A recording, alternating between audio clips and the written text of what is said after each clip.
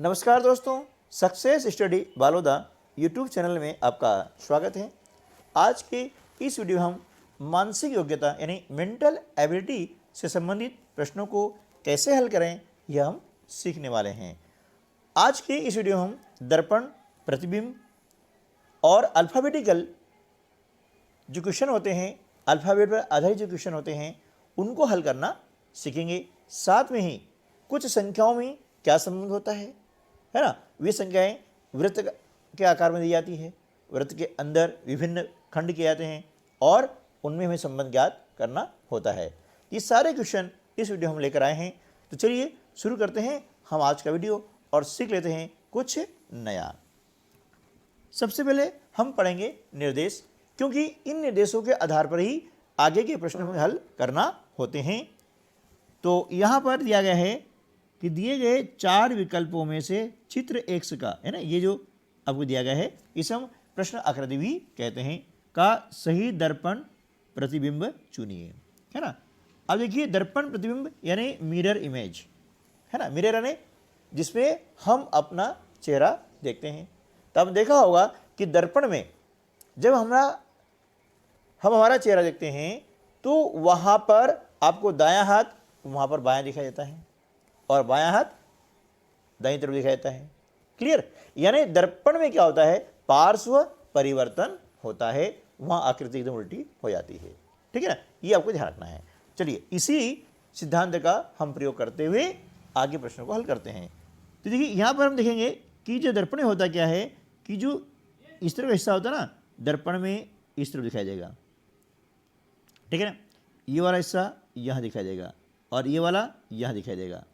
यानी ऐसी जो आकृति हम देख रहे हैं तो किस ऑप्शन में आ रही है, देखिए, है ना। तो ये आकृति आपकी आ रही है ऑप्शन नंबर डी में, है ना, क्योंकि ये जो हिस्सा है ये पलटी खा जाएगा, ये वाला हिस्सा लास्ट में आएगा, है ना। ये तो ऑप्शन नंबर डी जो हमारा सही जवाब हो जाएगा। प्रश्न क्रमांक 75।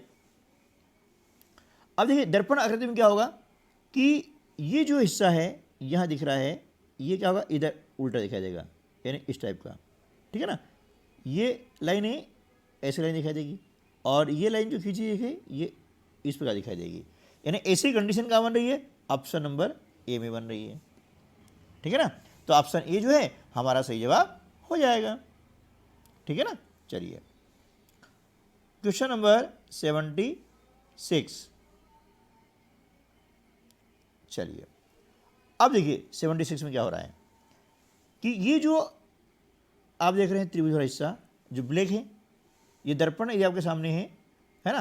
तो क्या होगा कि यह पास दिखाई देगा। ठीक है ना, तो ये क्या होगा, यहाँ पास में दिखाई देगा ब्लैक वाला। और ऐसी कंडीशन हम कहाँ देख रहे हैं, सी में देख रहे हैं, क्योंकि ए में क्या है, दोनों तरफ है, यहाँ दो तरफ नहीं, ये नीचे का नीचे दिखेगा, है ना।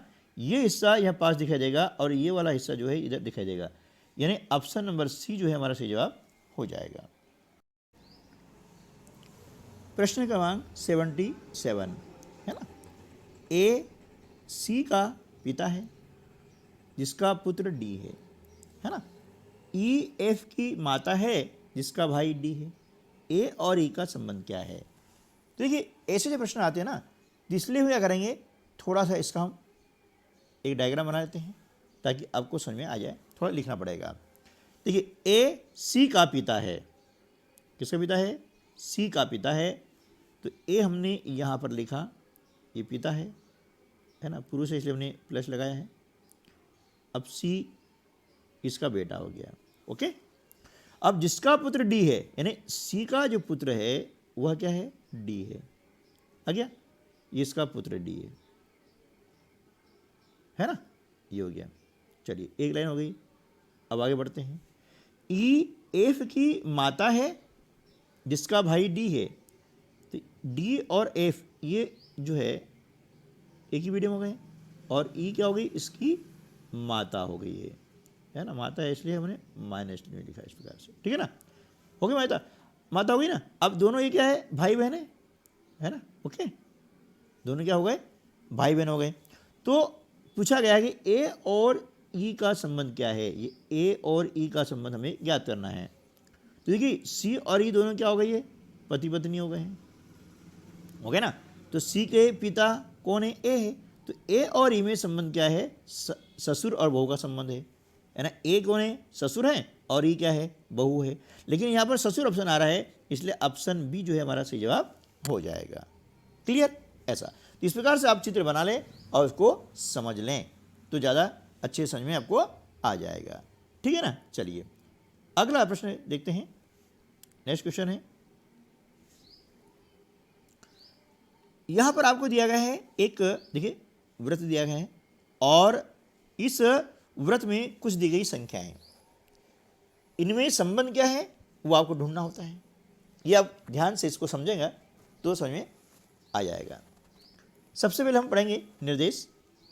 निम्नलिखित हर एक समूह में कोई एक समान क्रम दर्शाता है। अज्ञात यानी जहाँ क्वेश्चन मार्क लगा है ये वाला को दिए गए विकल्पों में से ज्ञात कीजिए। यह 78 से 80 यानी 3 प्रश्न इसमें आपको करने होंगे। इसी टाइप के क्वेश्चन आएंगे, सबके लिए निर्देश लागू होंगे। तो भैया इसमें हम थोड़ा सा समझना यह होगा कि इन संख्याओं में आपस में क्या संबंध है, ये संबंध आपको ढूंढना पड़ेगा। तो देखिए हम स्टार्ट ये करते हैं कि ये जो संख्या आपको दी है 3 और 10, इनमें क्या संबंध है।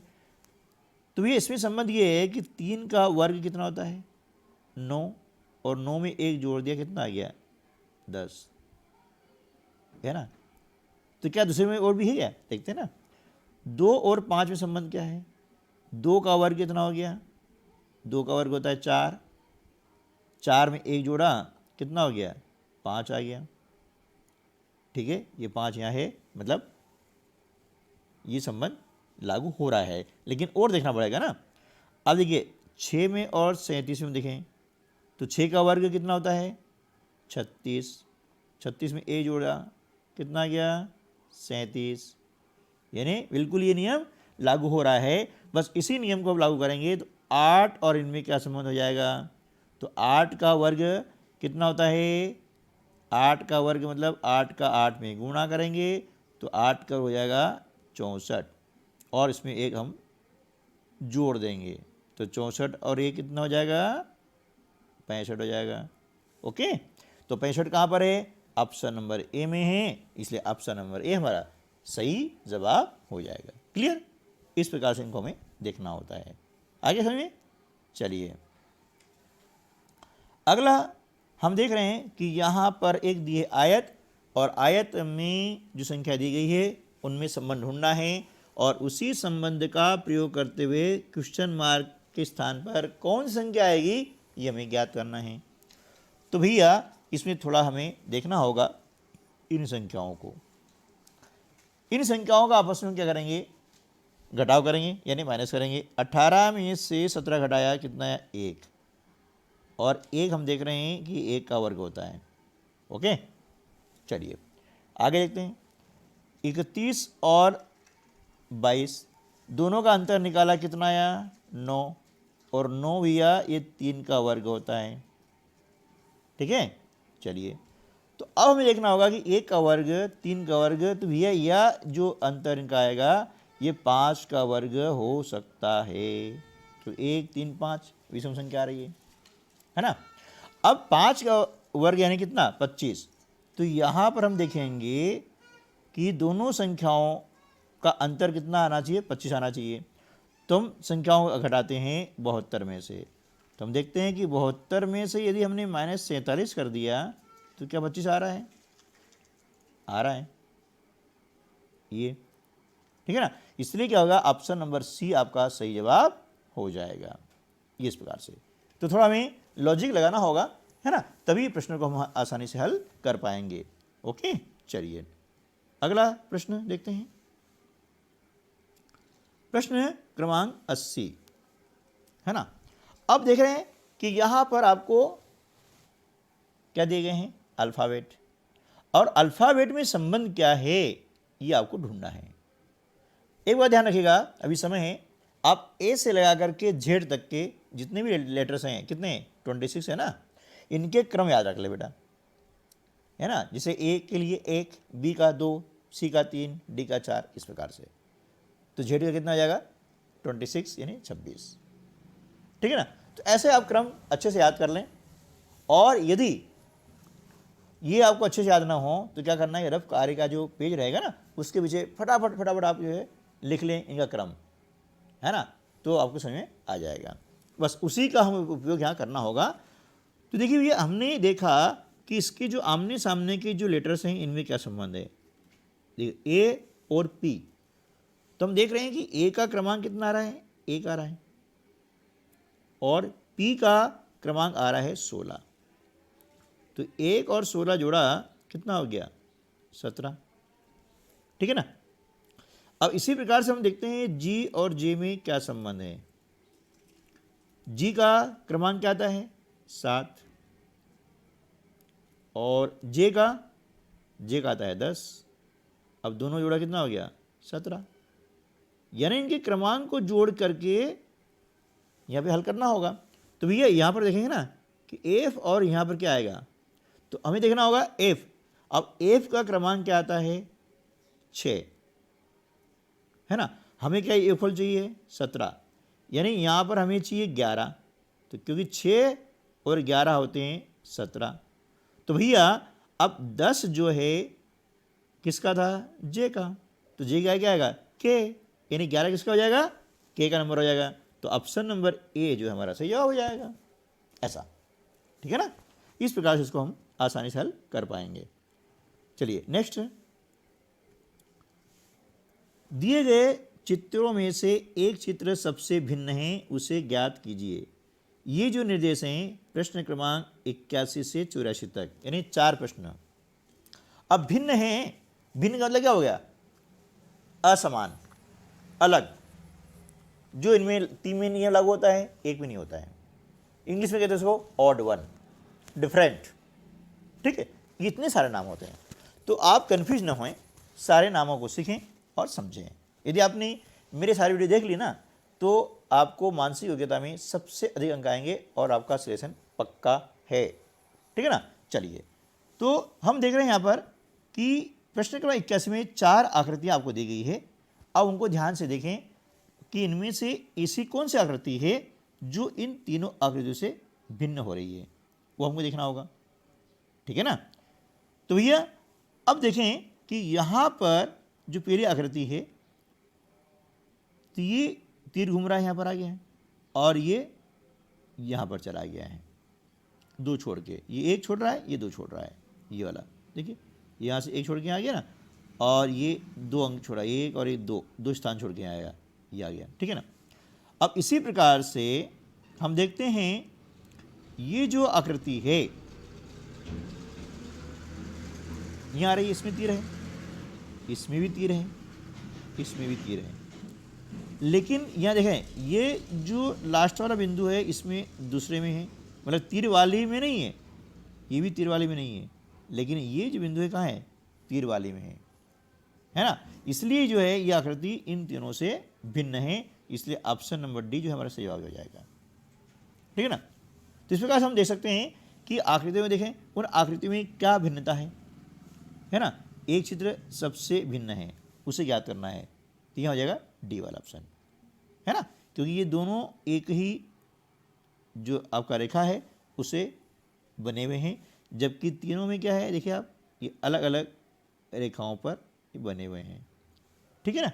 इस प्रकार से चलिए प्रश्न क्रमांक 82 है ना। अब यहाँ देखेंगे आप कि जो ये रेखाएं खींची गई है, तो हम देख रहे हैं कि सारे जो इनके शीर्ष हैं इनमें सबके नीचे हैं ये तीनों के, है ना। 2 रेखाएं मिलती है एक स्थान पर, वो बिंदु शीर्ष कहते हैं, ये हो गया। लेकिन इसमें सी में ऊपर है ये देखो, इसलिए क्या आएगा ऑप्शन जो है सी हमारा सही जवाब हो जाएगा। क्लियर।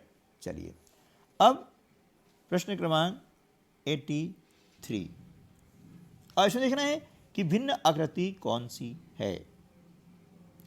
तो देखिए भैया आप देखें इसमें जो वर्ग हैं इसका मुंह किधर है इस तरफ है, और इसमें जो वर्ग है इसका मुंह किधर इस तरफ है, यानी एक दूसरे की क्या है विपरीत है, उल्टा है। आप देखो इसमें देख रहे हैं इसमें इसका मुंह किधर है, इधर है, और इसमें इसका मुंह इधर है, यानी विपरीत है। ठीक है, इसमें देख रहे हैं इसका मुंह किधर है, इस तरफ, और इसका इस तरफ, इन्हें तीनों में समानता है। अब यहाँ देखें, देखिए यहाँ पर इसका मुंह इस तरफ है ना, ये क्या है आपका वर्ग है, और यह आयत आ गया, इसलिए ये जो है आकृति आपकी क्या हो गई, भिन्न हो गई है, यानी ऑप्शन नंबर ए जो है हमारा सही जवाब हो जाएगा इस टाइप से।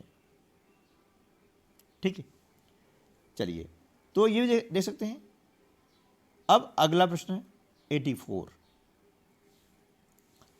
अब यहां पर आपको दिया गया है 4 DHLO।